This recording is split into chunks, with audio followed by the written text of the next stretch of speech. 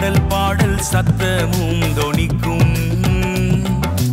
ஆகாய விண்மீனாய் ஆபர்ஜனம் பெருகும், ஆண்டவர் வாக்கு பலிக்கும். ஆகாய விண்மீனாய் ஆபர்ஜனம் பெருகும், ஆண்டவர் வாக்கு பலிக்கும்.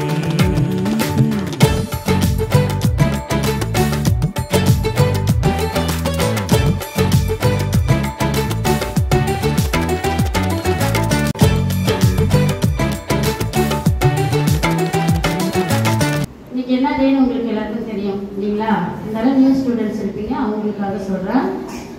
நம்ம ஆலன் தம்பி நம்ம ஸ்கூலில் தான் இங்கே படித்தவங்க. அவங்களுக்கு இன்றைக்கி என்னது பர்த்டே, சரிங்களா? அவங்களுடைய ஞாபகமாக தான் நம்ம என்ன சொல்கிறோம், எவ்ரி இயர் ஆகஸ்ட் 1 நம்ம என்ன பண்ணுறோம், அவருடைய பர்த்டே செலிப்ரேஷன் பண்ணுறோம். அதோட சேர்த்து என்ன செய்யலாம், பைபிள் காம்படிஷன்ஸு, அப்புறம் உங்களுக்கு ஸ்போர்ட்ஸ்லாம் வச்சு தந்தை மகன் தூய ஆவியின் பேராலே ஆமென். நேற்றும் இன்றும் என்றும் மாறிடாத எங்கள் அன்பு தெய்வமே இறைவா, இந்த மதிய வேலைக்காக நமக்கு நன்றி கூறுகிறோம். இந்த மதிய வேலையிலே எங்கள் யாவரையும் கூட்டி ஒருங்கே சேர்ந்ததற்காக நன்றி செலுத்துகிறோம். இந்த வேலையிலே நாங்கள் யாவரும் ஒரே மனதோடு கூட நம்மை போற்றுகிறோம், புகழுகிறோம், ஆராதிக்கிறோம். என் நேரமும் என் நாளும் துதிகளின் மத்தியில் வாசமாய் இருப்பவர் நீர். இந்த வேளையிலே கோடான கோடி வானதூதர்களின் புகழ்ச்சியோடு கூட எங்களுடைய துதிகளையும் புகழ்ச்சியையும் நாங்கள் ஏறெடுக்கிறோம். இருக்கிறவராகவே இருக்கிறவர் நீர், உண்மை நாங்கள் போற்றுகிறோம். பரிசுத்தராய் இருக்கிறவர் நீர், உண்மை நாங்கள் போற்றுகிறோம். இதோ இந்த வேளையிலே அருமையான குழந்தை ஆனனுக்காக நாங்கள் ஜெபிக்கிறோம். உயிர்ப்பும் உயிரும் நானே, என்னில் விசுவாசம் கொள்பவர் இறப்பினும் வாழ்வார் என்று சொல்கிறேன். இதோ இறுதி நாளிலே நித்திய வாழ்விலே நீ அவரை நினைவு கூற வேண்டுமாக கூட நாங்கள் ஜெபிக்கிறோம். இந்த இனிய நாளிலே இதோ இந்த உலகத்தில் அவர் இருந்த பொழுது அவர் செய்த நன்மையான காரியங்களுக்காக உங்களுக்கு நன்றி செலுத்துகிறோம். என்னில் விசுவாசம் கொண்டு இறப்பவர்கள் இறந்தாலும் வாழ்வார்கள், முடிவில்லா வாழ்வை பெற்றுக்கொள்வார்கள் என்று சொன்னீர்கள். இந்த வேலையுமாய் நீர் அவருக்கு நிலையில்லா முடிவில்லா வாழ்விலே அவருக்கு பங்கு தர வேண்டுமாக கூட நாங்கள் ஜெபிக்கிறோம். அவர்களுடைய பெற்றோர்கள் இந்த நேரத்தை ஒப்புக் கொடுக்கிறோம். நீர் ஆசீர்வதிகள். அவருடைய நினைவால் வருட வருடம் என் பிள்ளைகளுக்கு அவர்கள் செய்து வருகிற எல்லா உதவிகளுக்காகவும் நமக்கு நன்றி செலுத்துகிறோம். என் பள்ளிக்கு தேவையான உதவிகளையும் அவர்கள் வழங்கி வருகிறார்கள், அதற்காக நமக்கு நன்றி செலுத்துகிறோம். அவர்கள் இன்னும் மென்மேலுமாய் இதோ தங்களுக்கென்று குறிக்கப்பட்டிருக்கிற இந்த நற்செய்தி அறிவிப்பு பணியிலே வேகமாக ஓடும்படியாகவும் இன்னும் பல பல பிள்ளைகளை சந்திக்கும்படியாகவும் அவர்களுக்கு ஆற்றலையும் ஞானத்தையும் வல்லமையும் தரும்படியாகவும் நாங்கள் ஜெபிக்கிறோம். அவர்களை நிறைவாக ஆசீர்வதியும், போக்கையும் வரத்தையும் ஆசீர்வதியும், அவருடைய பொருளாதாரத்தை ஆசீர்வதியும், நல்ல உடம்புள்ள ஆன்ம சுகத்தை தந்து ஆசீர்வதிக்கும்படியாகவும் என் பிள்ளைகளோடு சேர்ந்து நாங்கள் ஜெபிக்கிறோம். இந்த ஜெபங்களை எல்லாம் நீங்கள் ஆண்டவராகிய இயேசு கிறிஸ்துவின் பெயரிலே கேட்டு ஜெபிக்கிறோம். நீங்கள் நல்ல தந்தையே ஆமென். எல்லாமே எனக்குரிய ஒரு 10 days-ஆ என்ன பண்ணியிருக்கோம், பயங்கர ப்ரிப்பரேஷனோடு இருக்கிறோம் இல்லைங்களா? ஆமாவா இல்லையா? கொடுத்த டாபிக்ஸ் உங்களுக்கு தெரியும். ஹைஸ்கூல் லெவலுக்கு 10 கட்டளைகள், இறைவன் கொடுத்த 10 கட்டளைகள் பற்றியும், பிரைமரிக்கு அன்பின் கட்டளை, அன்பை பற்றியும் என்ன செய்யப்படும், நம்ம இப்போ 1 by 1 பேசப்படும். சரிங்களா? கேட்கலாமா? ஓகே, எல்லாம் லிசன் பண்ணுங்க. இதுல கலந்து பேசுறவங்களுக்கு மட்டும் சான்ஸ் கிடையாது, எல்லாருக்குமே உண்டு. ஓகேவா? நல்லா நீங்க ஷார்ப்பா கேட்கணும். ஃபைனலா உங்களுக்கு கூட அந்த சான்ஸ் கிடைக்கும். ஓகேங்களா? எதிர்பார்க்காத எந்த கிஃப்ட் வேணா கிடைக்கலாம். ஸோ எல்லாம் லிசன் பண்ணுங்க. அங்கே பார்ட்டிசிபேட் பண்றவங்களுக்கு மட்டும் கிடையாது, நீங்க கூட பார்ட்டிசிபேட் ஆகி என்ன பண்ணலாம், கிஃப்ட் வாங்கலாம். ஓகே, ஃபர்ஸ்ட் 10th ஸ்டாண்டர்ட்ல நம்ம ஆரம்பிக்க போறோம். சரிங்களா? ஓகே, 10th ஸ்டாண்டர்ட் ஸ்டூடெண்ட்ஸ் அவங்க இறைவன் கொடுத்த 10 கட்டளைகளும் அதுல 2 கட்டளை பற்றி நம்மளுக்கு இப்ப விரிவா எடுத்து சொல்லுவோம். லிசன் பண்ணலாம். தனுஷ்யா.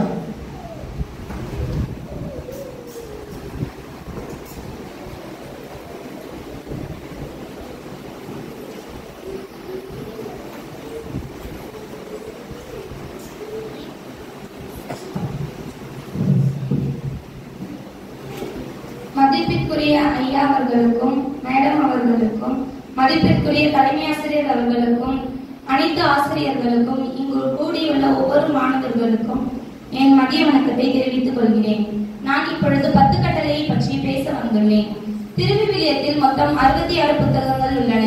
பழைய ஏற்பாட்டில் 39 புத்தகங்களும் புதிய ஏற்பாட்டில் 27 புத்தகங்களும் உள்ளன.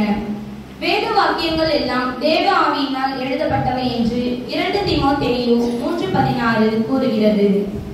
ஆவியானவர் 40 மனிதர்களை கொண்டு திருவிவிலியத்தை எழுதியுள்ளார். அதில் ஆதியாகமம், யாத்திராகமம், மோசேயால் எழுதப்பட்டவை.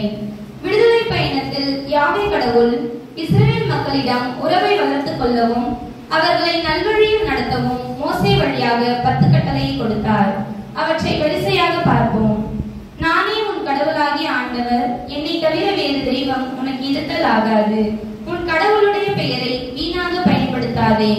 ஓய்வு நாளை தூயதாக கடைபிடிப்பதில் கருத்தாயிரு. உன் தந்தையையும் தாயையும் மதித்து நட. கொலை செய்யாதே, விபச்சாரம் செய்யாதே, களவு செய்யாதே, பிறருக்கு எதிராக பொய் சான்று சொல்லாதே, பிறர் மனைவி மீது ஆசை கொள்ளாதே, பிறர் உடைமைகளை கவர்ந்திட விரும்பாதே என்பதே அக்கட்டளைகள் ஆகும். கடவுள் தந்த 10 கட்டளைகள் அனைத்தும் 2 கட்டளைகளில் அடங்கும். முதலாவது எல்லாவற்றிற்கும் மேலாக இறைவனை அன்பு செய்வது, இரண்டாவது தன்னை அன்பு செய்வது போல பிறரையும் அன்பு செய்வது ஆகும். 10 கட்டளைகளை 2 வகையாக பிரிக்கலாம். பகுதி 1 முதல் 4 வரையிலான கட்டளைகள் மனிதன் கடவுளிடத்தில் கீழ்ப்படிய வேண்டியவைகள் ஆகும். 5 முதல் 10 வரையிலான கட்டளைகள் மனிதரிடத்தில் செய்ய வேண்டியவைகள் ஆகும். இப்பொழுது 10 கட்டளைகளில் முதல் 2 கட்டளைகளை பற்றி விரிவாக கூறப்போகிறேன். 10 கட்டளைகளில் முதலாவது கட்டளையான நானே உன் கடவுளாகிய ஆண்டவர், என்னை தவிர வேறு தெய்வங்கள் உனக்கு இருத்தல் ஆகாது என்பதை பற்றி விரிவாக பார்ப்போம்.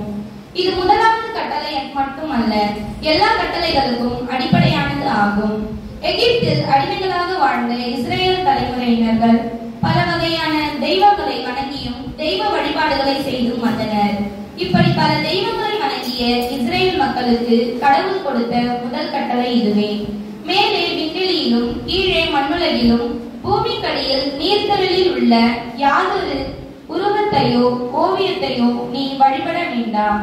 அவற்றிற்கு பணிவிடை செய்யவும் அவற்றை வணங்கவும் வேண்டாம். மாறாக என் மீது அன்பு கூர்ந்து என் விதிமுறைகளை கடைபிடிப்போருக்கு 1000 தலைமுறையினருக்கும் பேரன்பு காட்டுவேன் என்கிறார் ஆண்டவர். நாம் கடவுளோடு உறவை வளர்த்துக் கொள்ள அவரை அறிந்து கொள்ள வேண்டும். அவரை பற்றி சிந்திக்க வேண்டும். அவரோடு உரையாட வேண்டும். ஜபத்தின் மூலம் அவரோடு உறவு கொள்ள வேண்டும். சிறப்பாக நோயற்றோரிலும் துன்புறுவோரிலும் அவரை காண வேண்டும். அவரை பற்றி எடுத்து கூற வேண்டும். கடவுள் ஒருவரே, அவரை முழுமையாக நம்புவோம். அவரை ஆராதிப்போம். உளமாற அன்பு செய்வோம். அவரோடு உறவில் வாழ்வோம். கடவுளோடு நாம் கொண்டுள்ள உறவை பிறரோடு கொண்டுள்ள உறவில் வெளிப்படுத்துவோம். உடல் நலமும் பொருளாதார வளமும் அளிப்பதற்கே தெய்வ வழிபாடு என்று பலர் கருதுகின்றனர். கடவுளிடமிருந்து எவ்வளவு உதவிகள் பெற முடியுமோ அவ்வளவும் பெற வேண்டும் என்று ஏங்குகின்றனர். கடவுள் நமக்கு பணிபுரிபவர் இல்லை, நாம் தான் அவருக்கு பணிபுரிய வேண்டும் என்பதையும், நம் கடவுளாகிய ஆண்டவரை தவிர வேறு எந்த தெய்வத்தையும் வழிபடக்கூடாது என்பதையும் இக்கட்டளை நமக்கு விளக்குகிறது. உன் கடவுளின் பெயரை வீணாக பயன்படுத்தாதே என்ற 2வது கட்டளையை பற்றி விரிவாக கூறுகிறேன். இஸ்ரேல் மக்களின் விடுதலை வீரரான மோசே கடவுளிடம், இஸ்ரேல் மக்கள் உமது பெயரை கேட்டால் நான் என்ன பதில் சொல்வேன் என்று கேட்டார். அதற்கு கடவுள் பின்வருமாறு கூறினார்: இருக்கின்றவராக இருக்கின்றவர் நானே. விடுதலை பயணம் 3:14. மேலும் அவர், நீ இஸ்ரேல் மக்களிடம் இருக்கின்றவர் நானே என்பவர் என்னை உங்களிடம் அனுப்பினார் என்று சொல் என்றார். இவ்வாறு மோசேவுக்கு கடவுள் தம் பெயரை வெளிப்படுத்தினார். இஸ்ரேல் மக்கள் தங்களை எகிப்தில் இருந்து வழிநடத்தி வந்த யாவே என்னும் கடவுளின் பெயரை சொல்ல அஞ்சினார்கள். ஏனெனில் கடவுளின் பெயர் தூயது, மாண்புக்குரியது, போற்றுதற்குரியது. எனவே அவரை ஏலோகிம், அதோனாயி, ஏல்சதார், ஆபிரகாமின் கடவுள், ஈசாக்கின் கடவுள், யாக்கோபின் கடவுள் என பல பெயர்களை சொல்லி அழைத்தனர்.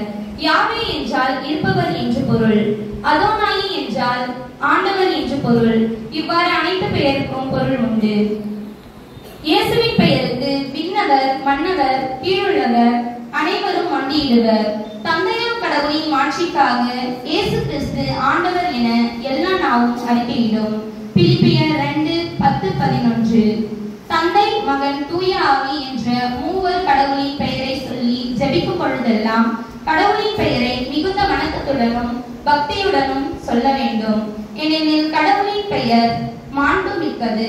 எனவே அவரின் பெயரை வீணாக பயன்படுத்துவதும் அவர் மீது ஆணையிடுவதும் பாவமாகும். எனவே நாம் அனைவரும் கடவுளின் பெயரை வீணாக பயன்படுத்துவதை தவிர்த்து அவரின் பெயரை பக்தியோடும் மிகுந்த வணக்கத்துடனும் கூற வேண்டும். அவரின் பெயரை போற்றி புகழ வேண்டும். 10 கட்டளையை கடைபிடித்து வாழ்வது நம் ஒவ்வொருவரின் கடமையாகும். அப்படி வாழும் பொழுது மனித குலம் மேன்மையடைகிறது. 10 கட்டளையை பற்றி பேச வாய்ப்பளித்த உங்கள் அனைவருக்கும் நன்றி கூறி என் உரையை முடித்துக் கொள்கிறேன். நன்றி.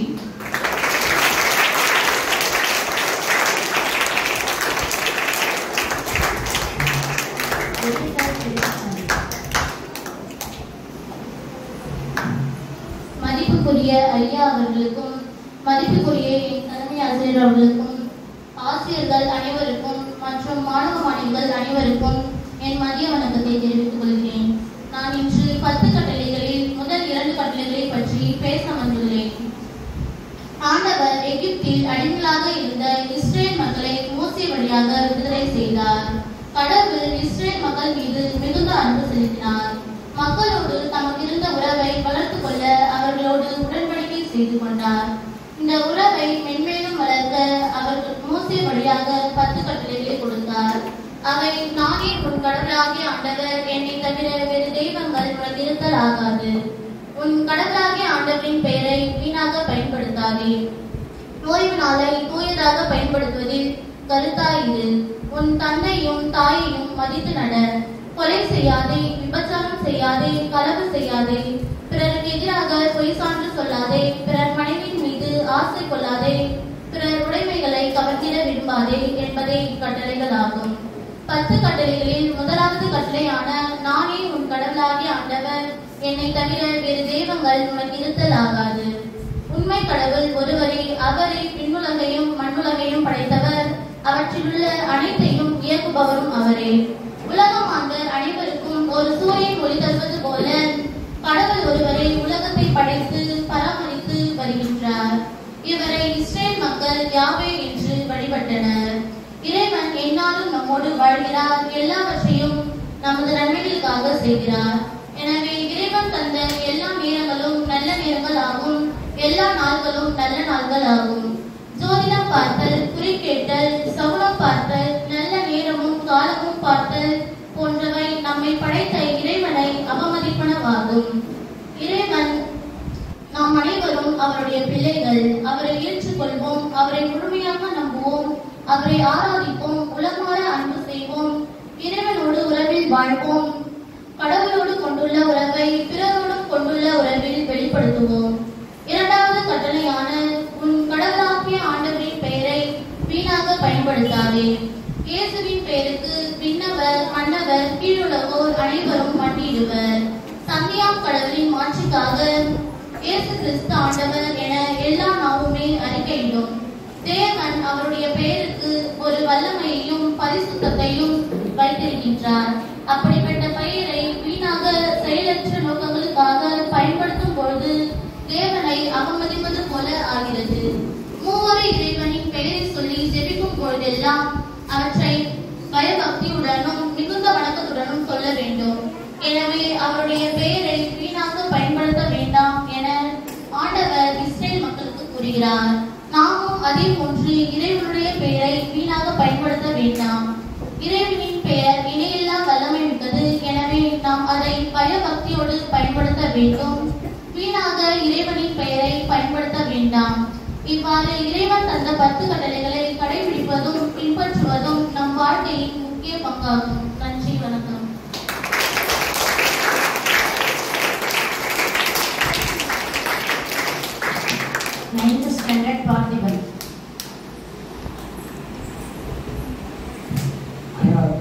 மத்திய வணக்கத்தை தெரிவித்துள்ளேன். நான் இப்பொழுது 10 கட்டளையில் முதல் கட்டளை 4ஆம் கட்டளை பற்றி விரிவாக சொல்ல முன்வந்திருக்கிறேன். கடவுள் இஸ்ரேல் மக்களை தமக்குரிய மக்களாக தேர்ந்தெடுத்து அவர்களை எகிப்தில் அவர்களை எகிப்தில் அடிமையாக இருந்த பொழுது அவர்களை விடுவித்து அவர்களுக்கு வாக்களிக்கப்பட்ட கானான் நாட்டிற்கு அழைத்து சென்றார்.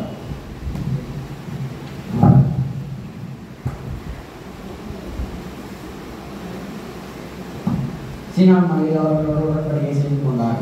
மக்களோடு உடன்படிக்கை செய்வதற்கு 10 கட்டளைகளை கொடுத்துள்ளார். முதல் கட்டளை, நானே உன் கடவுளாகிய ஆண்டவர், என்னை தவிர தேவனோடு இருத்தலாகாது. உன் கடவுளாகிய ஆண்டவரின் பெயரை வீணாக பயன்படுத்தாதே. கடவுளுடைய ஓய்வு நாளை பரிசுத்தமாய் கடைபிடிக்க மறவாதே.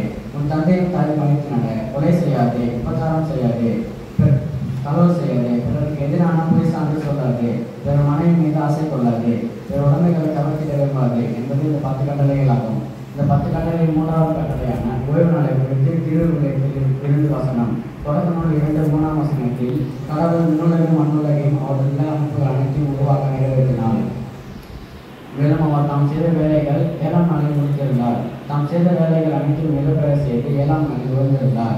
விடுதலை பயணம் 29:11, இணை சட்டம் 5:13-15.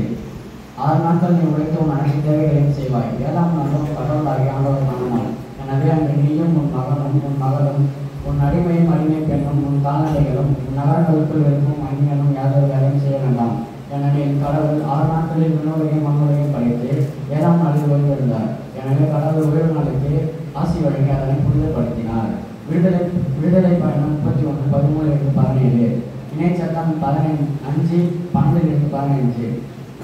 நீ இஸ்ரேல் மக்களிடம் அறிவிக்க வேண்டியதாவது, நீங்கள் என் ஓய்வு நாளை கடைபிடிப்பது கருத்தாயிருங்கள். ஆண்டவராகி நானே உங்களை புனிதப்படுத்துகிறவராக நீங்கள் உணர்ந்து கொள்ளும்படி அது எனக்கும் உங்களுக்கும் உங்கள் தலைமுறை தோறும் ஒரு அடையாளமாக இருக்கும். ஓய்வு நாளை கடைபிடிங்கள், அது உங்களுக்கு புனிதமானதாகும். அது தூய்மையாக இருப்பவனும் கொல்லப்பட வேண்டும். அந்நாளில் வேலை செய்பவனும் தம் மக்களிடமிருந்து விலகி வைக்கப்பட வேண்டும். இஸ்ரேல் மக்கள் ஓய்வு நாளை கடைபிடிக்க வேண்டும் என்று முதல் உடன்படிக்கையாக விளங்கும்படி ஓய்வு நாளை தலைமுறை தோறும் கடைபிடிக்க வேண்டும்.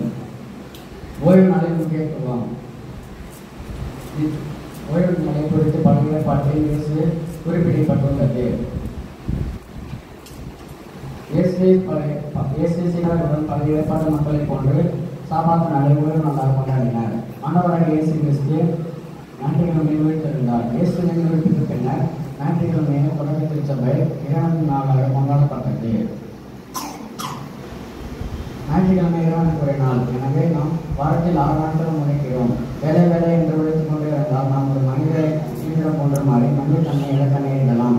எனவே ஞாயிற்றுக்கிழமை ஓய்வு எடுக்க வேண்டும் என்று இறைவன் விரும்புகிறார். அன்றைய நாளில் நாம் வழக்கமாக செய்கின்ற வேலைகளை நிறுத்தி வைத்துவிட்டு அன்றைய நாளை புனிதமாக கொண்டாட நாம் அழைக்கின்றார். அந்நாளில் நம் உறவுகளை புதுப்பித்துக் கொள்ளவும் குடும்பங்களுக்கு இடையே உறவுகளை வளர்த்துக் கொள்ளவும் ஆண்டவரின் நாளில் நாம் பெறும் ஓய்வு வரும் மாதத்தில் நமக்கு உழைக்காம உடம்புகிறது. ஓய்வு நாளின் முக்கியத்துவம். ஓய்வு நாள் தேவன் கட்டளையிட்ட பரிசுத்தமான நாள். ஓய்வு நாள் தேவனுடைய படைப்பை நினைவு கூறுவதாகவும் அவர் எகிப்திலிருந்து இஸ்ரேல் மக்களை விடுவித்ததை நினைவு கூறுவதாகவும் உள்ளது. ஓய்வு நாள் தேவனுடன் உள்ள உறவை புதுப்பதற்கும் அவருடைய வார்த்தையை கேட்பதற்கும் அவரை துதிப்பதற்கும் ஒரு வாய்ப்பு. ஓய்வு நாளில் வேலை செய்வதற்கு நாம் விலகி இருப்பது அவைக்குரிய காரியங்களில் ஈடுபடுவதாகும். 4வது கட்டளை, உன் தந்தையின் தாய் மன்னித்து நட. இந்த கட்டளைக்கு முன்மாதிரியாகவும் எடுத்துக்காட்டாகவும் வந்தவர் இயேசு கிறிஸ்து. சில சந்தர்ப்பங்களில் இயேசு கிறிஸ்து தன் தேவனுடைய குமாரன் எனவும் தேவனுடைய சித்தத்தை நிறைவேற்ற இந்த உலகத்தில் வந்திருப்பதை தன் பெற்றோரிடம் அவர் தெரிவித்துள்ளார். ஆனாலும் கூட அநேக தருணங்களில் அவர் பெற்றோருக்கு கீழ்ப்படிந்து நடந்தார். அவர் மகனாக செய்ய வேண்டிய பொருட்களையும் செய்தார். இதை வேதத்தின் மூலம் நாம் தெரிந்து கொள்ள முடியும். லூக்கா 2:51 வசனத்தில் பின்பு அவர் முன்னே சென்று நசரேத்தை அடைந்து அவர்களுக்கு கீழ்ப்படிந்து நடந்தார். இயேசு பெற்றோருக்கு கீழ்ப்படிந்து நடந்தது வேதம் மூலம் சொல்கிறது. மத்தேயு 10:7, மார்க் 7:10 கடவுள் உன் தந்தையின் தாயை மறைத்து நட. தந்தையும் தாயும் சொல்லிப்போல் கொல்லப்பட வேண்டும் என்று உரையிடுகிறார். யோவான் 19:26-27 இயேசு உதயமன் தாய் எனவும் சீடரிடம் இதை என் மகன் எனவும் சொல்கிறார். அவர் மரண திருவாயிருந்த போதிலும் கூட அவருக்கு ஆற்ற வேண்டிய செயல்களை நினைவு கூர்ந்து அவர்களை மதிக்க நடந்தார். இயேசு பெற்றோருக்கு கீழ்ப்படிந்து நடந்தது. இவ்வாறு இயேசு கிறிஸ்து தந்தையும் கணம் பண்ணியிருப்பவராகவும் பின்னர் கூறுவதாகவும் குறிப்பிடப்பட்டுள்ளது. பெற்றோர்கள் பிள்ளைக்கு செய்ய வேண்டிய கடமைகள். பிள்ளைகள் பெற்றோரை பாதுகாப்பாக வைத்துக் கொள்ள வேண்டும். பிள்ளைகள் பெற்றோரை தேங்க்யூ.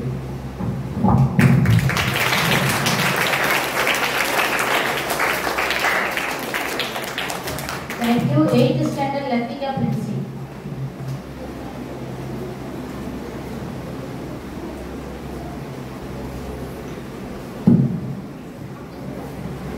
இந்த ஆண்டுதோறும் பரிசளித்து எங்களை கண்மிக்க வந்தவர்களுக்கும் தலைமை ஆசிரியருக்கும் மற்ற ஆசிரியர்களுக்கும் என் மாணவ மாணவியருக்கும் என் வணக்கத்தை தெரிவித்துக் கொள்கிறேன். என் பெயர் லத்திகா பிரின்சி. நான் 8ஆம் வகுப்பு படிக்கிறேன். நான் இப்பொழுது 10 கட்டளைகளையும் அதில் 2 கட்டளைகளை விரிவாக சொல்ல முன்வந்திருக்கிறேன். கடவுள் மக்களோடு தமக்கு இருந்த உறவை வளர்க்க உடன்படிக்கை செய்துள்ளார். அக்கட்டளைகளை நீடிக்க மோசே வழியாக 10 கட்டளைகளை கொடுத்தார். 10 கட்டளைகள்: நானே உன் கடவுளாகிய ஆண்டவர். என்னை தவிர வேறு தெய்வங்கள் உனக்கு இருந்தால் ஆகாது. உன் கடவுளாகிய ஆண்டவரின் பெயரை வீணாக பயன்படுத்தாதே. ஓய்வு நாளை தூயதாக கடைபிடித்தல் கருத்தாயிரு. உன் தாய் தந்தையை மதித்து நட.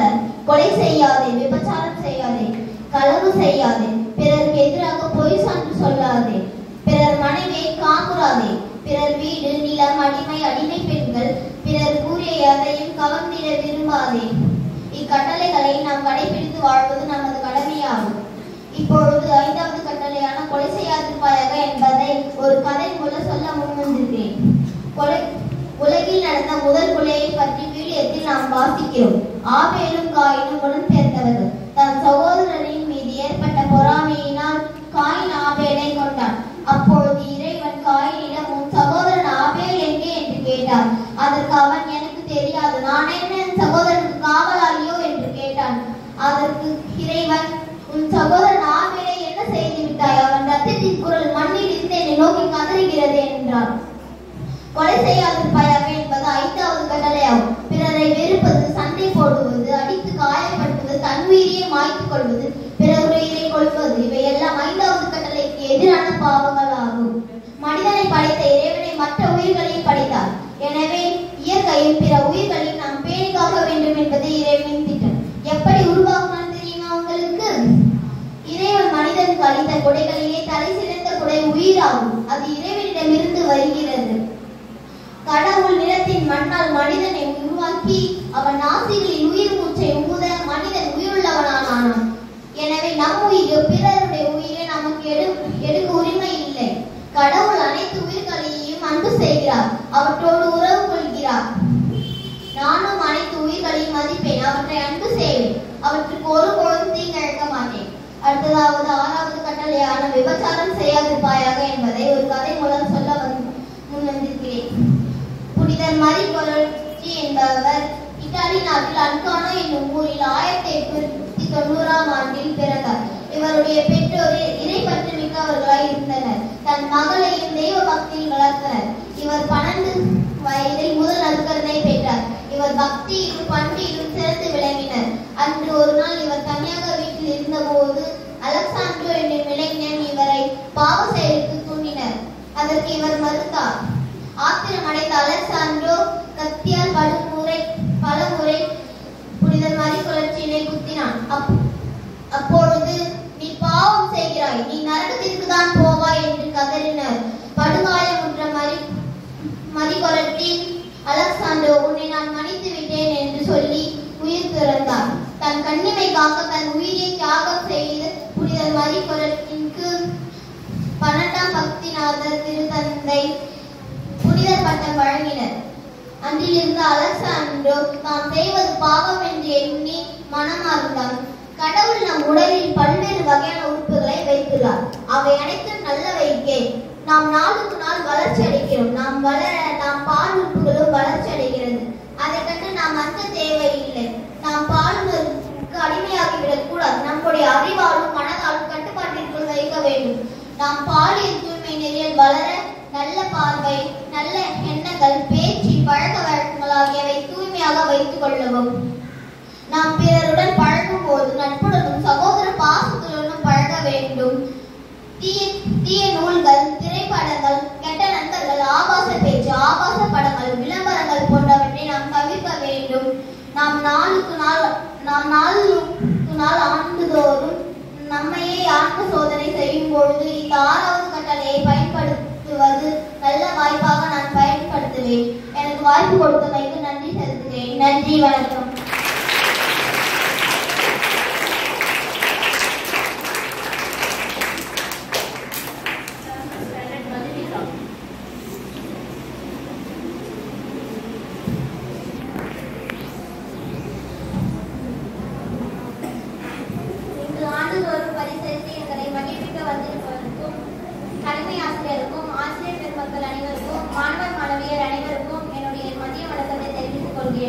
இப்பொழுது நான் 10வது கட்டளையை விரிவாக சொல்ல போகின்றேன்.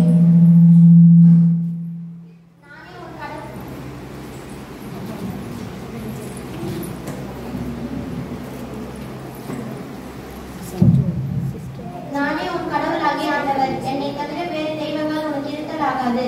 உன் கடவுளாகிய ஆண்டவரின் பெயரை வீணாக பயன்படுத்தாதே. ஓய்வு நாளை தூயதாக கடைபிடிப்பது கருத்தாயிரு. உன் தந்தையும் தாயையும் மதித்து நட. கொலை செய்யாதே, விபச்சாரம் செய்யாதே, களவு செய்யாதே, பிறருக்கு எதிராக பொய் சான்று சொல்லாதே, பிறருடைய மனைவியை காமுறாதே, பிறர் வீடு, நிலம், அடிமை பெண், மாடு, கழுதை அல்லது பிறருக்குரியது எதையுமே கவர்ந்திட விரும்பாதே. இப்பொழுது நான் 10 கட்டளையில் உள்ள 7வது கட்டளையை விரிவாக ஒரு சிறுகதை மூலம் சொல்ல போகின்றேன். சென்னையில அண்ணா நகர் கஸ்டம் காலனியை சேர்ந்தவர் பாண்டியன். அவர் ஆட்டோ டிரைவர். அவரோட ஆட்டோல செப்டம்பர் 24ஆம் தேதி 3 பெண்கள் ஏறினாங்க. அவங்க சொன்ன இடத்துக்கு பாண்டியன் விட்டுட்டு அவர் வேற ஒரு இடத்துக்கு போயிட்டு இருக்கும்போது எதாச்சியா பின்னாடி திரும்பி பார்த்தோன்னே ஒரு பை இருந்தது சீட்ல. அந்த பையை எடுத்து பார்த்தோன்னே அதுல 29,300 ரொக்கமும் 20 சவரன் நகையும் இருந்தது. அதை எடுத்துட்டு அவர் அவங்க வீட்டுக்கு போயிட்டு மனைவி கிட்ட சொன்னாரு, இந்த மாதிரி நான் ஆட்டோல பின்னாடி வந்து இருக்கும்போது எதாச்சியா பின்னாடி திரும்பி பார்த்தேன், இந்த பணமும் நகையும் இருந்ததுன்னு சொல்லி நான் இதை போலீஸ் கிட்ட போய் ஒப்படைக்க போறேன்னு சொன்னாரு. அவங்க மனைவி வந்து போலீஸ் கிட்ட ஒப்படைக்க வேண்டாம், இதை நம்மளே வச்சுக்கலாம் அப்படின்னு அவங்க ஆட்டோ பாண்டியன் சொன்னாரு, களவு செய்யாதே என்ற 7வது கட்டளையை சொல்லிட்டு அந்த பணத்தையும் நகையையும் போலீஸ் கிட்ட போயிட்டு ஒப்படைக்கிறாரு. போலீஸ் கமிஷனர் காலிமுத்து சொல்றாரு, பயணிகள் தவறிவிட்ட பொருளை ஒரு சில ஆட்டோ டிரைவர்கள் மட்டும்தான் போலீஸ் கிட்ட ஒப்படைக்கிறாங்க. சமீப காலமா இந்த நிகழ்ச்சி அதிகமா நடந்துட்டு வருது.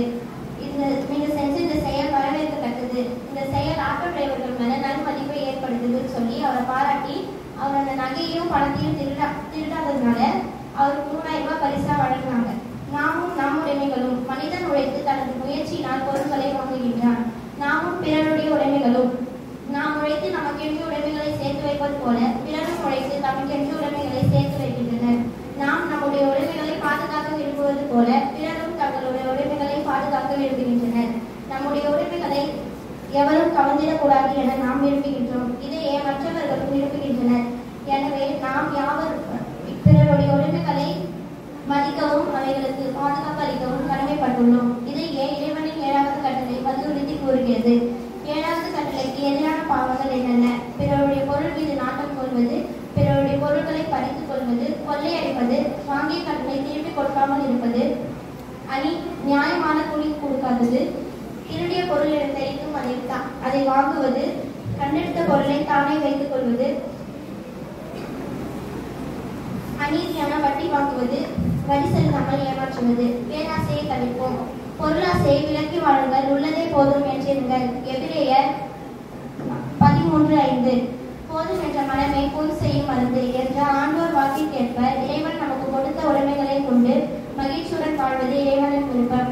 எனவே நான் எப்பொழுதும் என்னுடைய பொருள்களை பத்திரமாக பார்த்துக் கொள்வேன்.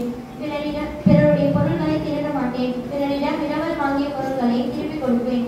இப்பொழுது நான் 8வது கட்டளையை ஒரு சிறு கதை மூலம் விளக்கப் போகின்றேன். புதுப்பட்டினம் ஊர்ல ஞாயிற்றுக்கிழமை மலைக்காமிப்புன்னு சொன்னேன். மாணவர்கள் எல்லாரும் விளையாட்டு நடக்கும். அப்ப 7ஆம் வகுப்பு படிக்கிற ஜான், பிரவீன், அருண், ஜோ அவங்களுடைய நண்பர்கள் எல்லாரும் விளையாட போனாங்க. கிரிக்கெட் விளையாட போனாங்க. கிரிக்கெட் விளையாண்டு இருக்கும்போது ஆட்டோ விறுவிறுப்பா போயிட்டு இருந்துச்சு. அப்ப பிரவீன் பந்து தூக்கி போட்டோடனே ஜான் அந்த பந்தை வேகமா அடிச்சான். அந்த பந்து வேகமா சுழண்டு போயிட்டு கோயில்மலை இருக்கிற மெர்குரி விளக்கு போய் பட்டு ஒடிச்சிருச்சு. மெர்குரி விளக்கு உடஞ்சோடனே சிறுவர்கள் எல்லாரும் பயந்து ஓடிட்டாங்க அந்த இடத்தை விட்டு. இந்த விஷயம் ஃபாதர் கேள்விப்பட்ட உடனே அந்த சிறுவர்களை கூப்பிட்டு யார் இந்த மெர்க்குரி விளக்கு உடைச்சதுன்னு கேட்டோடனே ஜான் வந்து அவனுடைய பேச்சு திறமையினாலும் அவனுடைய நண்பர்கள் உதவியால அருண் இந்த விளக்கை உடைச்சான்னு சொல்லி போய் சொன்னான். ஃபாதர் இவன் சொன்னதை நம்பி அருணுடைய அம்மா அப்பாவை கூப்பிட்டு வர சொன்னார். அருண் வந்து அவனுடைய அம்மா அப்பாவை கூப்பிட்டு வந்தான். ஃபாதர் அவனுடைய அப்பா கிட்ட உங்க பையன் கோயில் மேல இருக்கிற மெர்க்குரி விளக்கு உடைச்சிட்டான், புது மெர்க்குரி விளக்கு வாங்கிட்டாங்க, அவனை இந்த மாதிரி தப்பு செய்யக்கூடாது, அவனை கண்டிங்க அப்படின்னு சொன்னோடனே அவங்க அப்பா கோபமா அருணை வீட்டுக்கு போயிட்டு நீங்க தான் அந்த விளக்கு உடைச்சியான்னு சொல்லி கோபமா கேட்டாரு. அருண் வந்து நான் உடைக்கலப்பான்னு சொன்னான். ஃபாதர் பொய் சொல்ல மாட்டாருன்னு சொல்லி அருணை ரொம்ப கோபமா அவங்க அப்பா பெல்ட்டால அடிச்சிருந்தாரு. அதனால வலி தாங்க முடியாம சோர்ந்து போயிடலாம். மறுநாள் வந்து பள்ளிக்கு போகும். அவங்க அப்பா அடிச்ச காரணத்தோட அருண் பள்ளிக்கு போறான். அதை பார்த்துட்டு ஜான் அதிர்ச்சி ஆகி நான் பொய் சொன்னதுனால தானே நீங்க உங்க அப்பா கிட்ட அடி வாங்கினேன், இனிமேல் நான் பொய் சொல்ல மாட்டேன், என்னுடைய தப்பை உணர்ந்துட்டேன் அப்படின்னு சொல்லி அருண் கிட்ட மன்னிப்பு கேட்டான். அன்னைக்கு தான் அந்த மாணவர்கள் எல்லாரும் 8வது கட்டளையை கடைபிடிக்க ஆரம்பிச்சாங்க. பொய் உண்மைக்கு மாறானது, ஏனெனில் அது தீயவிடமிருந்து வருகிறது. நாம் சொல்வது உண்மை இல்லை என தெரிந்தும் உண்மையை மறைத்து அதற்கு புறமாக பேசுவது பொய் சாட்சி எனப்படும். நாம் சொல்லும் ஒரு பொய் அது நம்மையும் பாதிக்கின்றது, பிறரையும் பாதிக்கின்றது. நாம் பொய் நம்மை பாதிக்கும் போது நாம் மகிழ்ச்சியை இழக்கின்றோம், மன அமைதி குலைக்கின்றது, நம்முடைய நன்மதிப்பை இழக்கின்றோம். ஒரு பொய்யை மறைத்து 9 பொய் சொல்ல வேண்டிய நிலைக்கு தள்ளப்படுகின்றோம். பொய் பிறரை பாதிக்கும் போது பிறருடைய வாழ்வில் அமைதியை குலைக்கின்றது, பிறருடைய நற்பெயருக்கு கலங்கம் விளைவிக்கின்றது, நிரபராதிகள் தண்டிக்கப்படுகின்றனர், பல்வேறு இழப்புகள் ஏற்படுகின்றது. பிறர் மீது பொய் குற்றம் சாட்டுவதும் பிறரை பற்றி அவதூறாக பேசுவதும் கோல் சொல்வதும் பிறரை பழி சொல்லுக்கு ஆளாக்கி அவர்களுடைய நற்பெயரை கெடுப்பதும் பிறரை பற்றி இல்லாதது கொள்ளாதது எல்லாம் பேசி பகைமை உணர்வையும் மனத்தாங்கலையும் ஏற்படுத்துவதும் பெரிய பாவமாகும். பொய்யை விளக்கி ஒருவரோடு ஒருவர் உண்மை பேசுங்கள், ஏனெனில் நாம் யாவரும் ஓர் உடலில் உறுப்புகளாய் இருக்கின்றோம். எபேசியர் 4:5. நாம் சொல்லும் ஒரு பொய் பிறருக்கு நன்மை செய்யக்கூடும் என்றாலும் பொய் சொல்லவே கூடாது. உண்மை சொல்வதனால் நமக்கு தண்டனை கிடைக்கும் என்றாலும் பொய் பேசவே கூடாது. உண்மையும் நேர்மையும் கடவுளிடமிருந்தே வருகிறது. நாம் உண்மை உள்ளவர்களை எவரும் விரும்புவர். எனவே நான் எப்பொழுதும் உண்மையை பேசுவேன் என்று உறுதி கொள்கிறேன். எனக்கு வாய்ப்பு கொடுத்தமைக்கு நன்றி.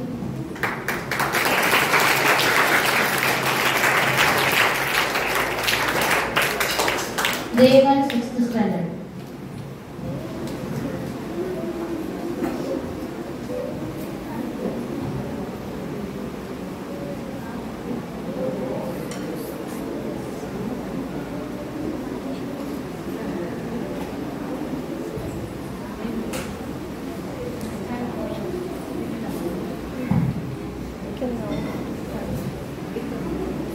அனைவருக்கும் என் மாலை வணக்கம்.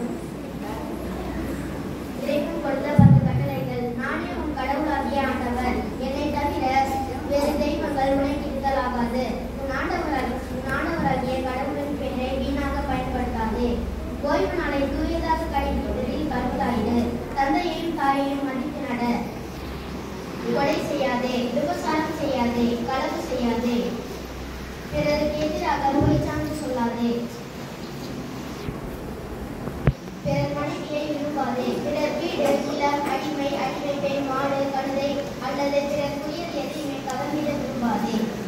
இறைவன் கொடுத்த 10 கட்டளைகளிலும் 9வது மற்றும் 10வது கட்டளையை கூறுகிறேன். 10வது கட்டளை மற்றும் முதல் பேரின்பத்தின் குறிக்கோள். ஆவியில் ஏழைகள், எளிமை உள்ளவர்கள் பாக்கியவான்கள், ஏனெனில் பரலோக ராஜ்யத்தில் நுழைவதற்கு இந்த கட்டளை அவசியம். திருட்டு, கொள்ளை மற்றும் மோசடி செய்வதற்கான முதல் படியாக கருதப்படுவதால் 10வது கட்டளை பேராசையை தடை செய்கிறது. திருச்சபை பேராசையை ஒழுங்கற்ற ஆசை என்று கூறுகிறது. பேராசை என்பது ஒருவருக்கு தேவையில்லாததை அதிகமாக பெறுவதற்கான ஆசை. எடுத்துக்காட்டாக கொள்ளையடிப்பது, வாங்கிய கடனை திருப்பி கொடுக்காமல் இருப்பது, திருடிய பொருள் என தெரிந்தும் அதை வாங்குவது, கண்டெடுத்த பொருளை தானே வைத்துக் கொள்வது, அநீதியாக வட்டி வாங்குவது, வரி செலுத்தாமல் ஏமாற்றுவது என்பதாகும்.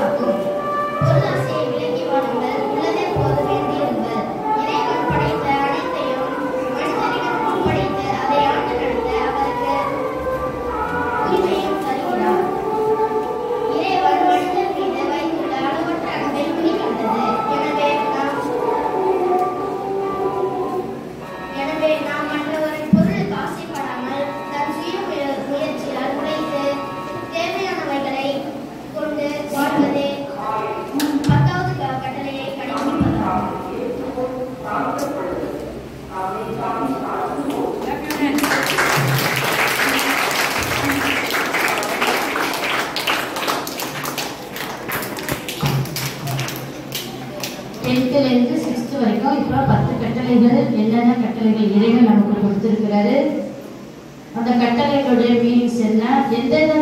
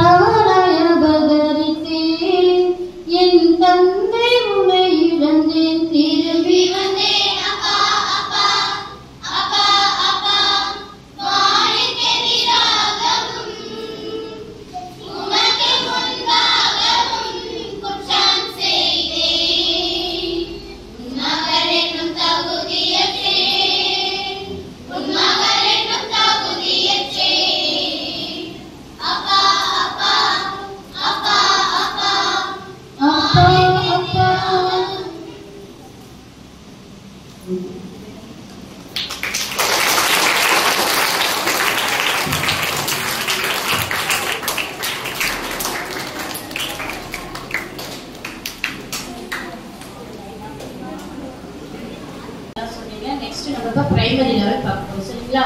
5th standard Dheena. 5th standard Dheena.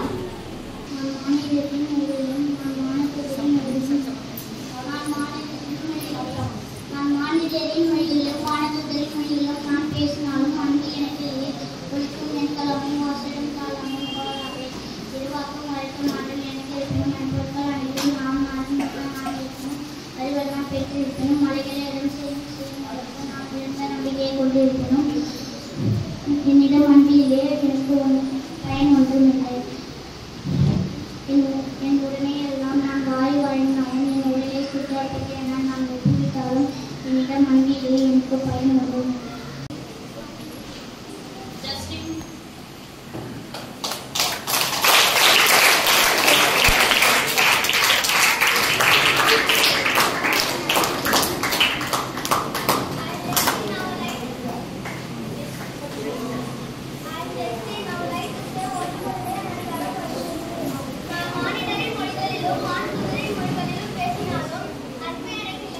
ஒலிக்கும் என் தரமும் ஓசைக்கும் தாளமும் போலாவே இறைவாக்கு உரைக்கும் ஆற்றல் எனக்கு இருப்பினும் மறைப்பொருளும் அறிவெல்லாம் பெற்றிருப்பினும் மலைகளிடம் சேரும் அளவுக்கு நிறைந்த நம்பிக்கையோடு கொண்டிருப்பினும் என்னிடம் அன்பு இல்லையே நான் ஒன்றும் இல்லை என் உடம்பை எல்லாம் நான் வாரி வழங்கினாலும் என் உடம்பையே சுட்டெரித்து கொண்டு ஒப்பு வைத்தாலும் என்னிடம் அன்பு இல்லையே எனக்கு பயன் ஒன்றும் இல்லை. அன்பு பொறுமை உள்ளது பரி உள்ளது நன்மை செய்யும் பொறாமைப்படாது கற்புகழ்ச்சி கொள்ளாது இருமாப்பு அடையாது அன்பு தீவனில் மகிழ் வராது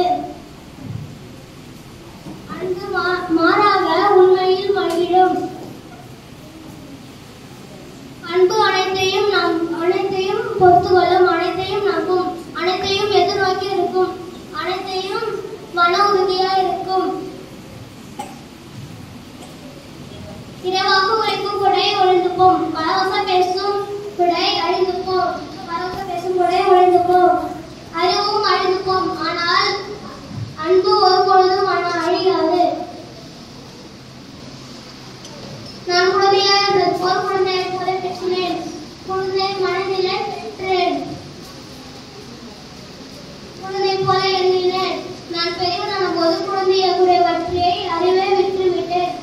ஏனெனில் இப்பொழுது நான் கண்ணாடியில் காண்பது போல் மங்களாய் காண்கிறேன்.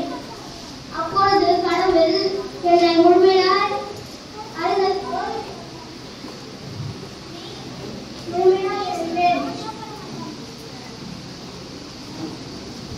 ஆக நம்பிக்கை, எதிர்நோக்கி அன்று மூன்று மேல்நிலையாய் உள்ளே உள்ளன. இவற்றுள் உள்ளே தலை சிறந்தது அன்பே. அன்பு எனக்கில்லே ஒழிக்கும் வெண்கலமும் மோசையும் காலமும் போலாவே. இரவாக்கு உரைக்கும் ஆற்றல் எனக்கு இருப்பினும் மலைப்பொருட்கள் அனைத்தும் வளர்ந்தினா இருப்பினும் அறிவெல்லாம் பெற்றிருக்கும் மலையில் இடப்பை செய்யும் அளவுக்கு இறந்த நம்பினான். என்னிடம் அன்பு இல்லையே நான் ஒன்றும் இல்லை. என் உடம்பை எல்லாம் நான் வாடி வேண்டாலும் என் உடலே சுற்றி அன்பு இல்லை. எனக்கு ஒன்றும் இல்லை. அன்பு உள்ளது, அறிவு உள்ளது, நன்மை செய்யும், பொறாமைப்படாது, தற்புணர்ச்சி கொள்ளாது, இருமாப்பு அடையாது, அன்பை இழிவானதை செய்யாது, தன்னலம் நாடாது, எரிச்சலுக்கு இடம்படாது, தீங்கு நினையாது, அன்பு தீவினில் மகிழ்வாது, மாறாக உண்மையில் அது மகிழும். அன்பு அனைத்தும் பொறுத்து கொள்ளும், அனைத்தும் நம்பும், அனைத்தையும் எதிர்நோக்கியிருக்கும், அனைத்திலும் மனவுறுதியாக இருக்கும். இரவாக்கு உரைக்கும் கொட வேண்டுவோம், பரவச பேச்சும் கொட வேண்டுவோம், அறிவு அழிப்போம். ஆனால் அன்பு ஒருபோதும் ஒழியாது. ஏனெனில் நமது அறிவு அறமுறையாது, நாம் அறவுரை எனவே இரவாக வருகிறோம். இரவானது வரும்போது அறமுறையாக இருப்போம். நான் குழந்தையாக இருந்த போது குழந்தை போல் பேசினேன், குழந்தை மனநிலை பெற்றிருந்தேன், குழந்தை போல் எண்ணினேன். நான் பெரியனான போது குழந்தை குறிவற்றை அறவே விட்டுவிட்டேன். ஏனெனில் இப்போது நாம் கண்ணாடியில் காண்பது போல் மங்களாய் காண்கிறோம், ஆனால் அப்போது நாம் நேரில் காண்போம். இப்போது கடவுள் என்னை அறிந்தது போல் முழுமையாய் அறிவேன். அப்போது கடவுள் என்னை அறிந்தது போல் முழுமையாய் அறிவேன். ஆக நம்பிக்கை, எதிர்நோக்கிய அன்பு ஆகிய மூன்றுமே நிலையானது.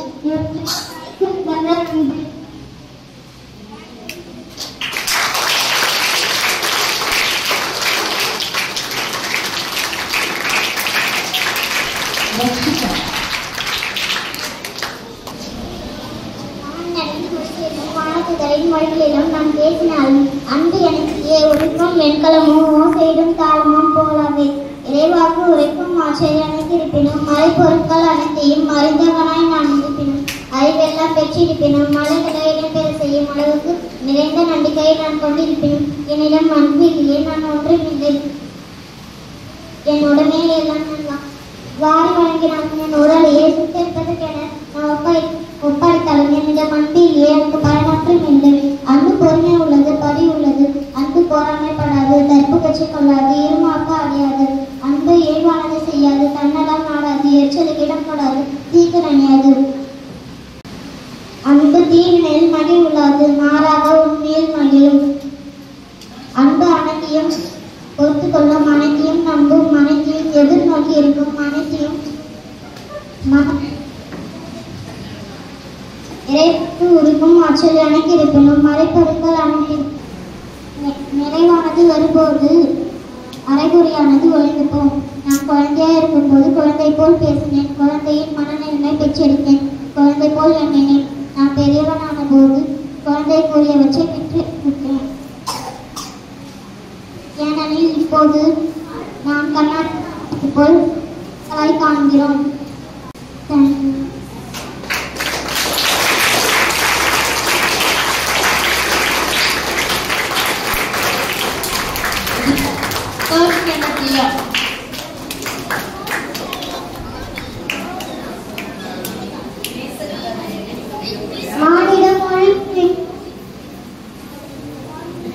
மானிட மொழிகளிலும் நான் மானிட மொழிகளிலும் மனிதனிலும்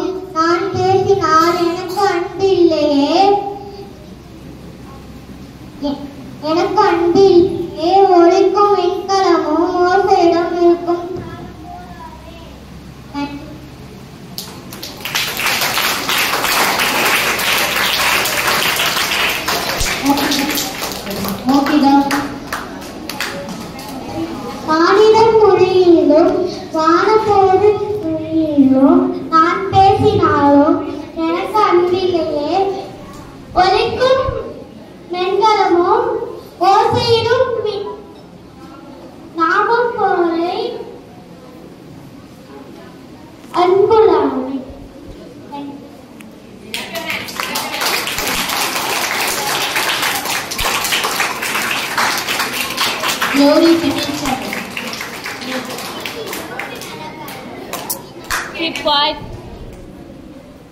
அனைவருக்கும் மாலை வணக்கம். என் பெயர் க்ளோரி. நான் 2ஆம் வகுப்பு படிக்கிறேன்.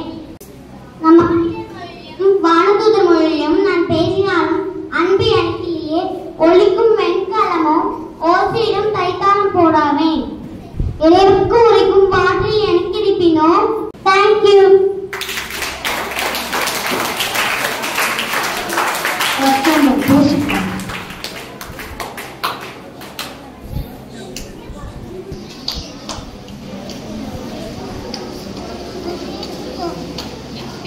Good evening to all.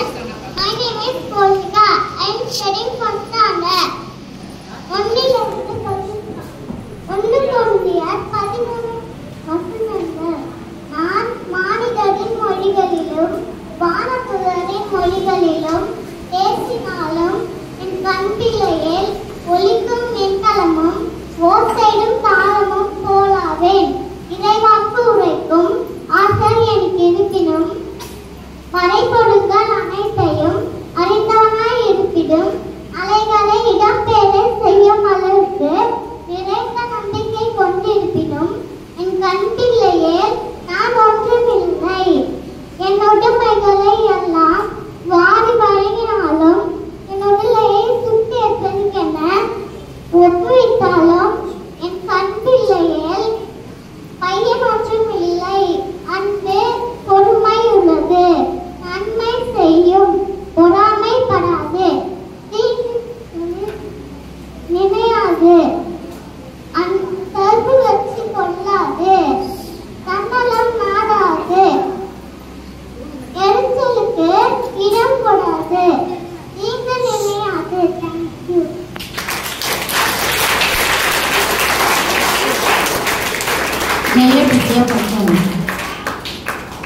Good evening everyone. I am studying first standard. நான் மானிடரின் மொழிகளிலும் பேசினாலும் அன்பு எனக்கில்லையில் ஒலிக்கும் வெண்கலமும் ஓசையிடும் தாளமும் போலாவேன். இறைவாக்கு உரைக்கும் ஆற்றல் எனக்கு இருப்பினும் மறைபொருள் அனைத்தையும் அறிந்தவனாய் இருப்பினும் என்னிடம் அன்பிடையில் ஒலிக்கும் வெண்கலமும் ஓசையிடும் தாளமும் போலாவேன். என் உடலை எல்லாம் பாரி வழங்கினாலும் என் உடலையை சுற்றி வைத்தாலும் என்னிடம் அன்பிடையில் பயனொன்றும் இல்லை. தேங்க்யூ.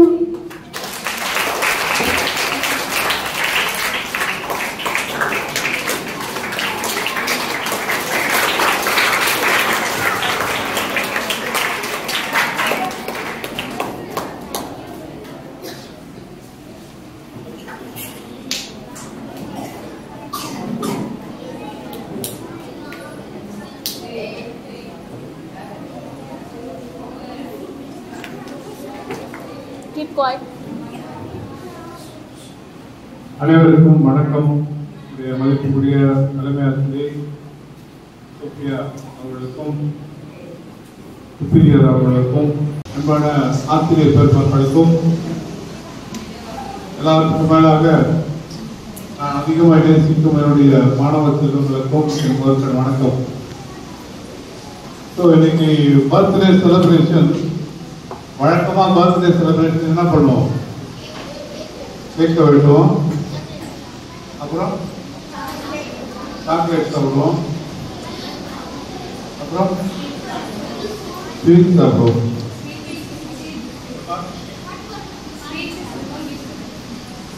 பர்த்டேல ஸ்வீட்ஸ் எல்லாம் கொடுப்பீங்க. நம்ம பர்த்டேல வழக்கமான பர்த்டேல என்ன செய்வீங்க?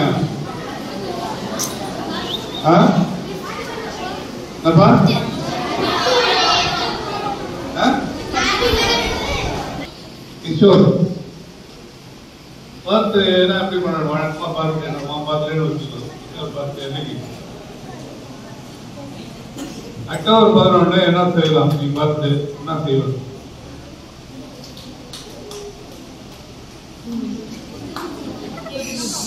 புது ட்ரெஸ் வாங்கி கேக் வெட்டி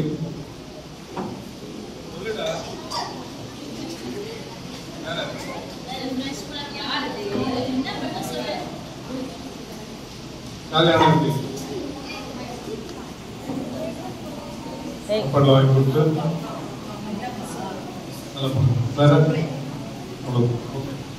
சரி.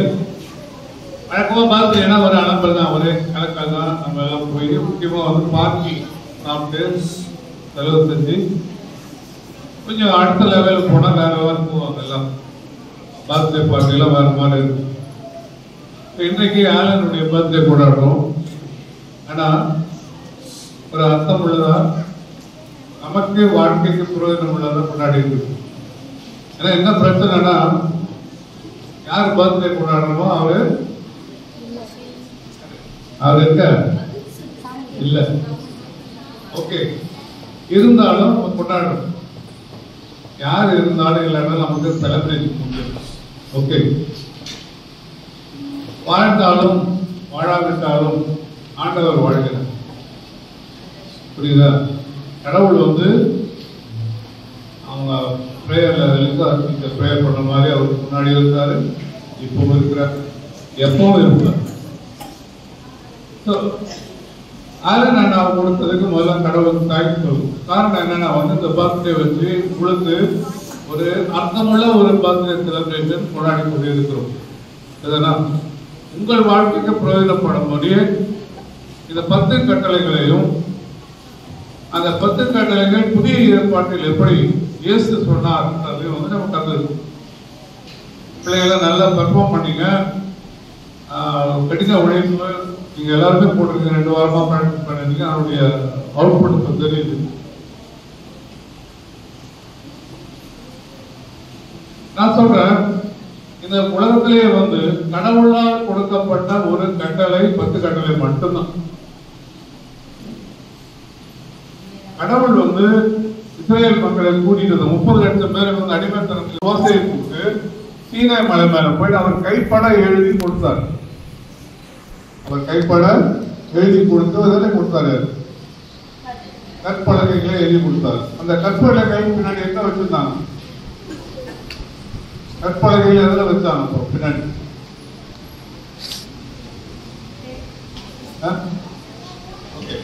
அவங்க பின்னாடி கோயில் கட்டினாங்க. அந்த கோயில்ல வந்து வேற எந்த சிலையுமே வைக்கல. கோயில்ல எந்த சிலையுமே வைக்கல. கோயில்ல உள்ள உட்பிரகாரத்தை வந்து இந்த 10 கட்டளையை அடங்கிய ஒரு பேழையை மட்டும் வச்சாங்க. ஓகே, ஆனா அந்த டைம்ல வந்து உலகத்திலேயே மிக சிறந்த மிகவும் மிகவும் செல்வமுள்ள ஒரு கோயில், மிக உயரமான கோயில் வந்து அதுதான், இஸ்ரேல்ல கட்டப்பட்ட கோயில் தான். ஆனா அந்த கோயில்ல எந்த சிலையுமே கிடையாது. அந்த கோயில்ல இருந்த ஒரே பொருள் 10 கட்டளை மட்டும்தான். ஏன்னா கடவுள் வந்து அந்த 10 கட்டளைகளுக்கு அவ்வளவு முக்கியத்துவம் கொடுக்கிறார். வழக்கமா நமக்கு என்னடா கடவுளை பத்தி வணங்கணும்னா வந்து ஒரு சிலையை வச்சு நம்ம போய் உட்காந்து மணிக்கணக்காக அவர்கிட்ட ஜபம் பண்றதா நம்முடைய பழக்கமா இருக்கு. கடவுளை என்ன சொல்றாருன்னா, நீ அது செஞ்சு பிரயோஜனம் இல்லை, நீ என்ன அன்பு செய்யறா வந்து நான் சொல்றத நீங்க கேளு, நான் சொல்றத நீங்க கேளு. அப்படி செஞ்சீங்கன்னா நீங்க என் பிள்ளைகளா இருக்கு, நான் உங்களுக்கு தகப்பனா இருப்பேன் பைபிள்ல சொல்லியிருக்கு. அதானா? அப்ப அந்த 10 கட்டளைகளுக்கு அவ்வளவு முக்கியத்துவம் கொடுக்கிறார் கடவுள். இயேசு வந்தப்ப என்ன சொன்னார்னா, 10 கட்டளைகளை அவர் மாத்திட்டாரா? இயேசு வந்த பிறகு என்ன சொன்னார்? இணையான 2 கட்டளை. என்ன கட்டளை?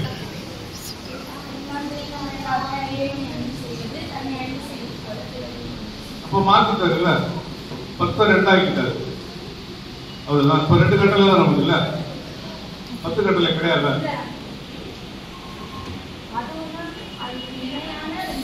அப்ப 12 கட்டளையா?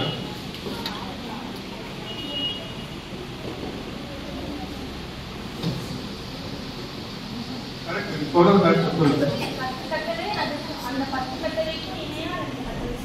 திரும்ப அதே தான் சொல்றேன். ஓகே, சொல்லுங்க. 10 2 ஆகிட்டாரு. அப்ப 2 கட்டளை இருக்கா, 12 கட்டளை இருக்கா, 10 கட்டளை இருக்கா? 10 தான் இருக்கு. இப்ப 2 என்ன இருக்கு? ஓகே, வேற யாராவது பாட்டு பண்ணாலும் வேற யாராவது எக்ஸ்பிளைன் பண்றீங்களா? பிரைஸ் கொடுங்க.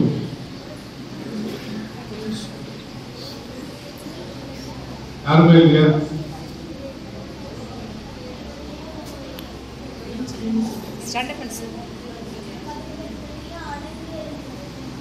எப்படி அடங்கு? 10 பெருசா 2 பெருசா? 2 தான் 10ல அடங்கும். 10ல எப்படி 2ல வந்து 10 அடங்கும்?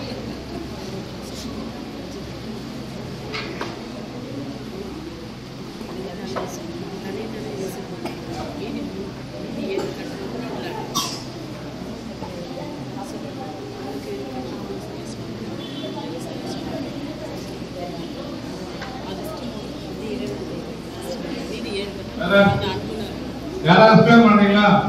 இங்க பின்னாடி இருக்கிறவங்க போட்டியில கலந்துக்காத வேற இருக்காங்க.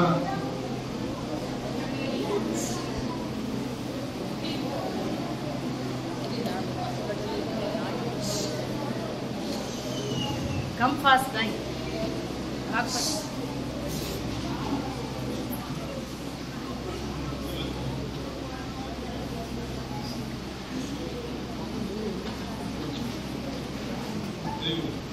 சரியா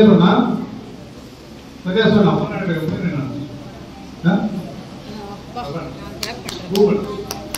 ஓகே.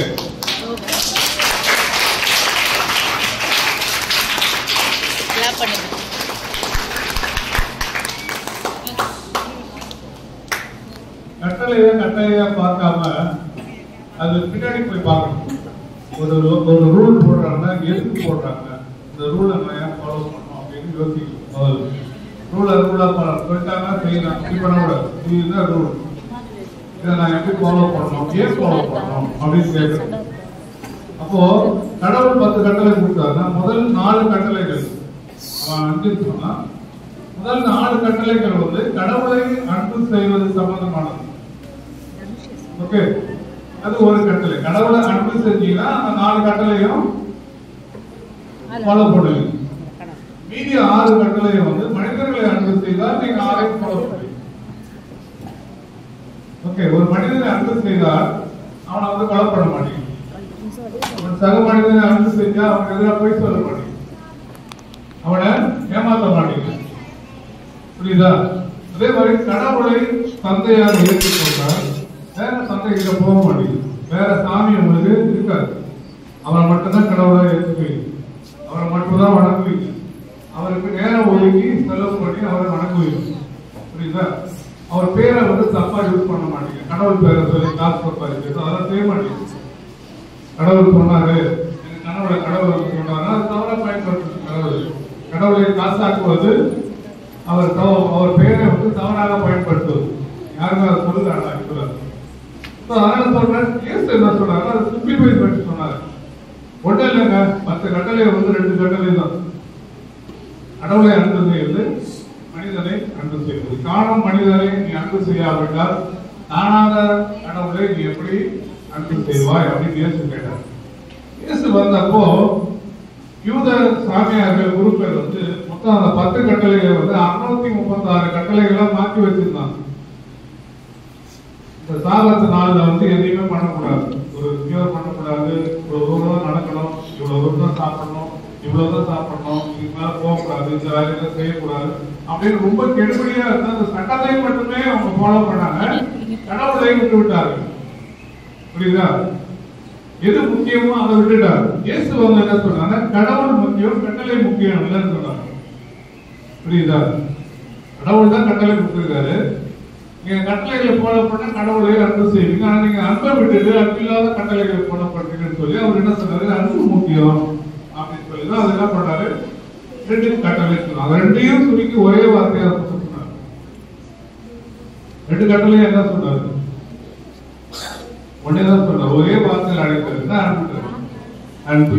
அதான் வந்து நீங்க அந்த கொரிந்தியர் 13வது அதிகாரத்துல வந்து அன்புனா என்ன அப்படின்னு சொல்லி அழகா ஆச்சரியமா இருந்தது. 5ஆம் கிளாஸ் வரைக்கும் அவ்வளவு அழகா பிள்ளைகள் சொன்னாங்க.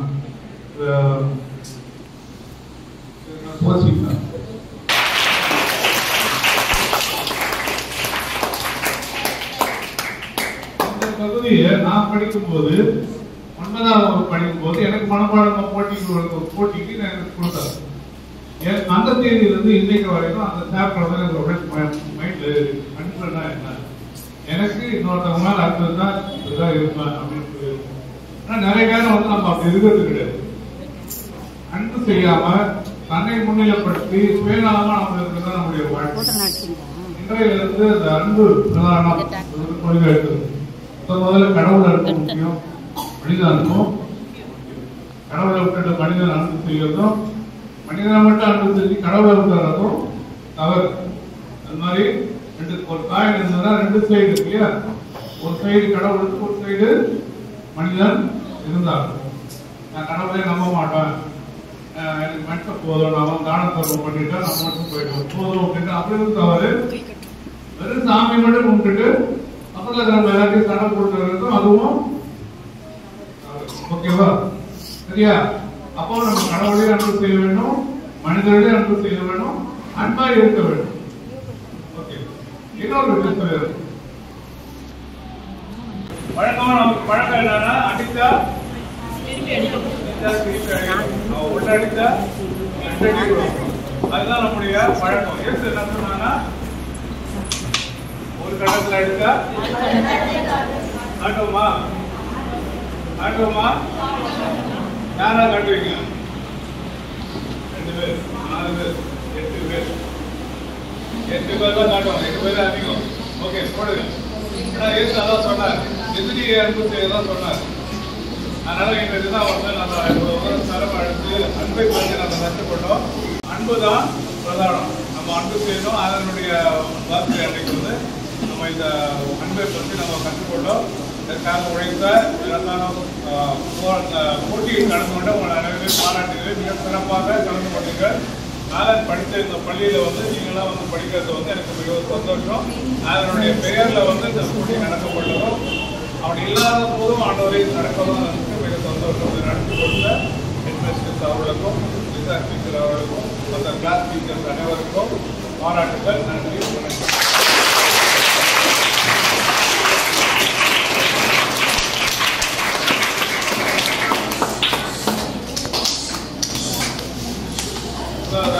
போட்டியில் கலந்து கொண்ட எல்லாருக்கும் பேச முடியாது. ஏன்னா போட்டியா தான் இருக்கணும். சில பேர் சொல்றாங்க எல்லாருக்கும் பிரைஸ் கொடுத்தா அப்படின்னு சொன்னாங்க. அது போட்டி கிடையாது. போட்டியில நீங்க எந்த முறை இல்லைன்னா அடுத்த முறை போட்டி போட்டு கலந்து ஜெயிக்கணும். அதுதான் வந்து உங்களுடைய திறமையை வளர்க்கும். புரியுதா? அதனால கலந்து கொண்டவர்கள் சிறப்பாக பிரைஸ் கொடுக்குறோம். நான் பிரைஸ் ரெடியா இருக்கேன். அதை ஜெயிக்கிறதுக்கு ரெடியா இருக்கும். ஓகேவா? சோம்பேறிகளா இருக்கு, தூங்குறீங்களா இருக்கிறவங்க கொஞ்சம் எழுந்து அடுத்த வருஷம் ஒரு நல்லா ப்ரிப்பேர் பண்ணி வரணும். வருவீங்களா? ஓகே, சொல்லுங்களா? First standard Kushika, Devjia.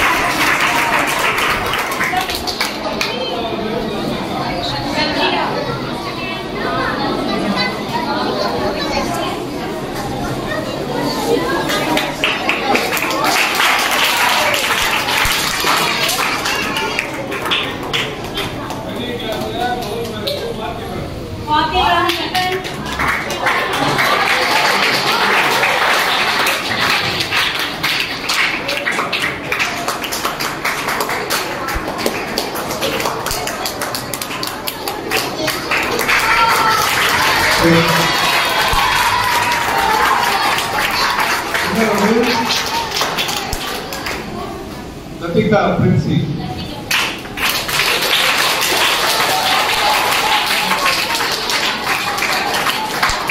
மூன்றாவது பரிசு தனுஷியா.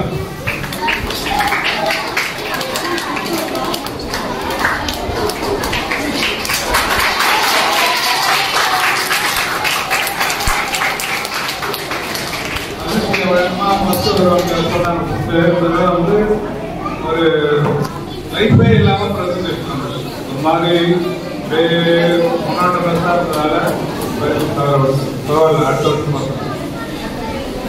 ஓகே, ஸோ இவங்களுடைய ஆசிரியர்களுக்கு பரிசு கொடுக்க விரும்புகிறேன். ஃபர்ஸ்ட் பிரைஸ் வாங்கின பார்த்திபருடைய ஆசிரியர்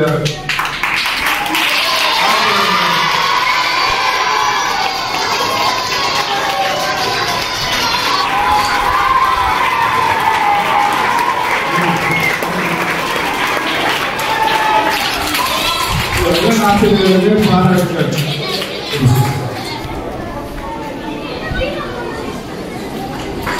இரண்டாவது லத்திகா பிரின்சிபலுடைய ஆசிரியர் லத்திகா பிரின்சிபல்.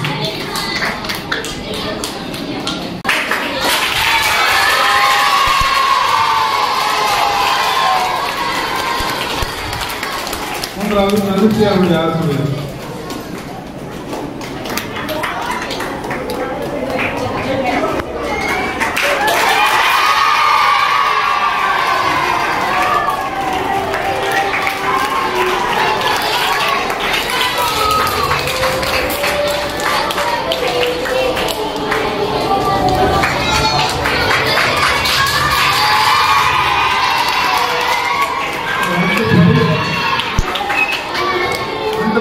போர்ச்சிகாவுடைய ஆசிரியர் போர்ச்சிகா.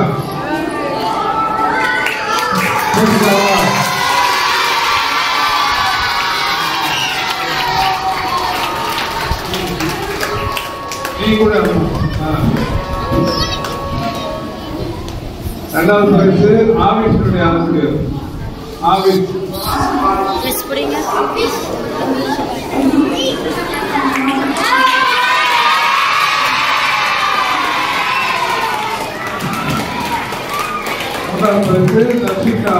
தர்ஷிகாவுடைய ஆசிரியர் அவங்களே தான் 2 பேர் வாங்கினாங்க.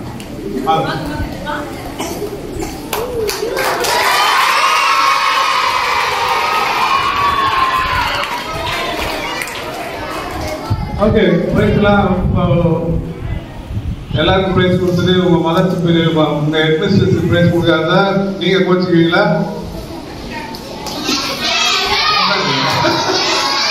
நான் கோச்சுக்குவேன். அதனால என்னுடைய அன்பின் வெளிப்பாடாவது சோபை சிஸ்டருக்கு ஒரு சின்ன ஒரு price.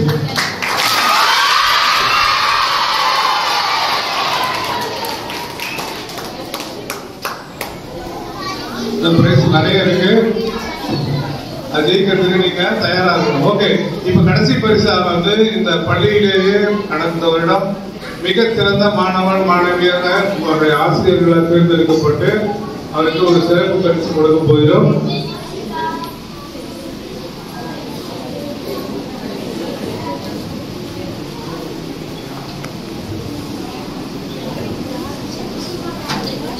Frederick, best students, 4th standard.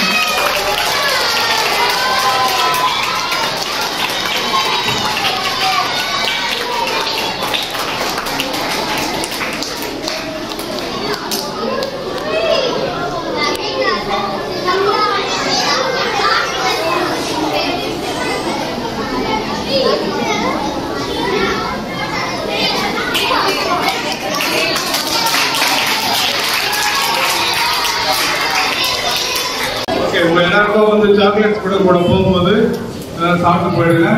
ரொம்ப தேங்க்ஸ். நான் ஏற்பாடு பண்ணேன். மறுபடியும் வந்து பேரண்ட்ஸ் வெயிட் பண்ணுறாங்க. ஒரு 5 நிமிஷம் ஆயிடுச்சு.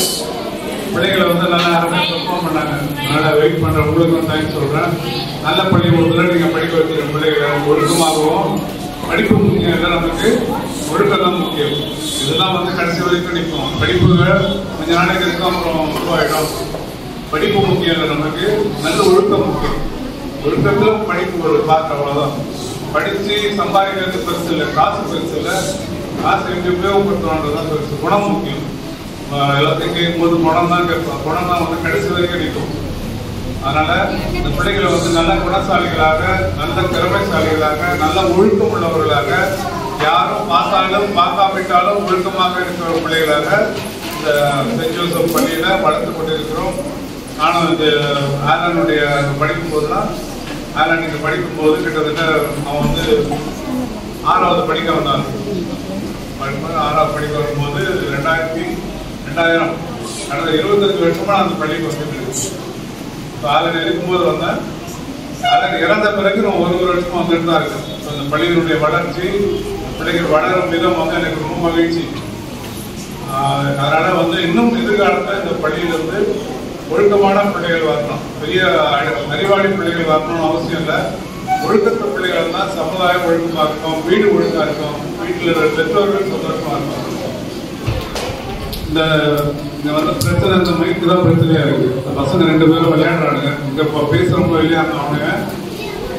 அதனால பள்ளிக்கு வந்து ஒரு மைக் ஸ்டாண்டும் 2 புது மைக்கும் வாங்கி கொடுக்குறேன். இதுல ஏதாவது பிரச்சனை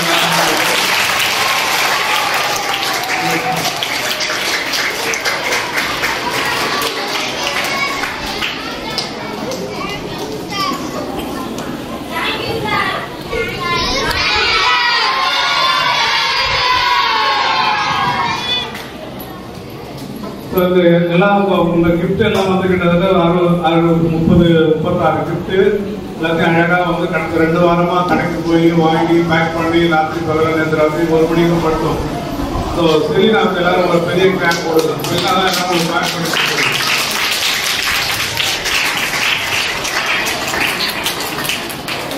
ஒரு நிமிஷம். பைபிள் காம்படிஷன் அண்ணனுடைய பிறந்த நாளை ஒவ்வொரு ஆண்டும் நினைவு கூறுவது இறை வார்த்தையை மையப்படுத்தி. இந்த இறை வார்த்தை தான் நம்மளை பண்படுத்தும். ஒரு மனிதனா நல்ல மனிதன் என்று ஒரு பண்படுத்தக்கூடிய இறை வார்த்தை, அதுக்கு முக்கியத்துவம் கொடுக்குறாரு. நேற்று ஃபோன் பண்ணி மைக்கு காலசா ஸ்டாண்டா நான் 2மே கேட்டேன். அதெல்லாம் முடியாது, ஒன்று தான். ஆனால் அதனுடைய தாராள மனசு 2மே வாங்கி கொடுத்தாரு. தேங்க்யூ.